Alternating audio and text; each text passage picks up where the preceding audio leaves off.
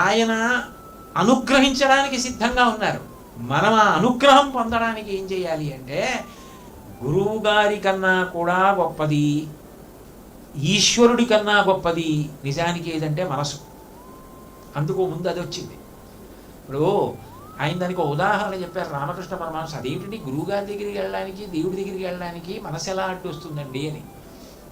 ఒక పెద్ద అధికారి దగ్గరికి వెళ్ళాలి, ఆయన లోపల కూర్చుని ఉన్నాడు, ఆయన చాలా దయామయుడు, ఆయన దగ్గరికి వెళితే సమస్య అయిపోయింది.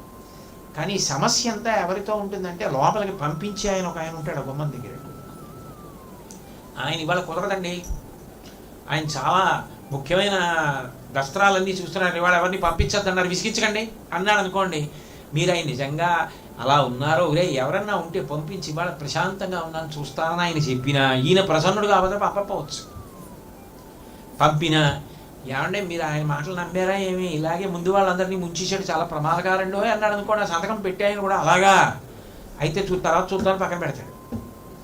అందుకని లోపల కూర్చున్న ఆయన కన్నా బయట కూర్చున్న ఆయన తక్కువ నువ్వు అనుకోవడానికి వీలు, చాలా జాగ్రత్తగా ఉండాలి. అంత గొప్ప భగవంతుడిని, అంత గొప్ప గురువుని చేరాలన్నా ముందు మనసు అడ్డు రాకుండా నీది నువ్వు నియంత్రించుకోవాలి.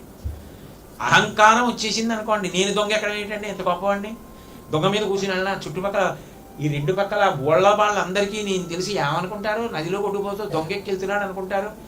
నేను అలా ఎక్కకూడదండి అంటే కొట్టుకుపోతాను అంతే. ఇప్పుడు ఎంత పెద్ద రాజుగారు అయితే మాత్రం రాత్రి నిద్రపోతుండగా అంతఃపురం అంటుకుంది అనుకోండి, అదే వంది మాగది ఉండాలండి, స్తోత్రం చేయాలి, వీణ వాయించాలి, అప్పుడే నేను లేచి వస్తానంటే తగలబడిపోతాడు లోపల.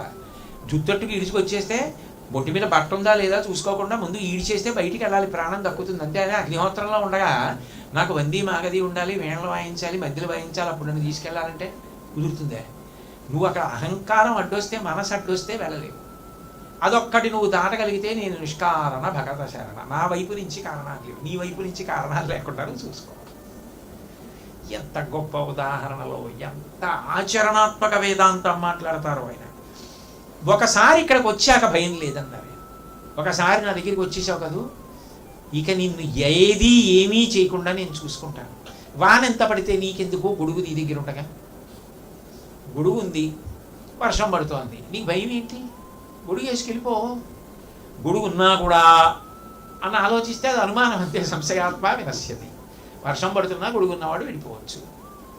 అట్లాగే నా దగ్గరికి వచ్చిన తర్వాత ఇక నీ గురించి నువ్వు ఆలోచించుకోక్కర్లేదు, ఎందుకంటే నీ అహంకారం వదిలిపెట్టి నా దగ్గరికి వచ్చేసావు, ఇక నేను నిన్ను రక్షించుకుంటాను. ఆ మాట అన్వయం.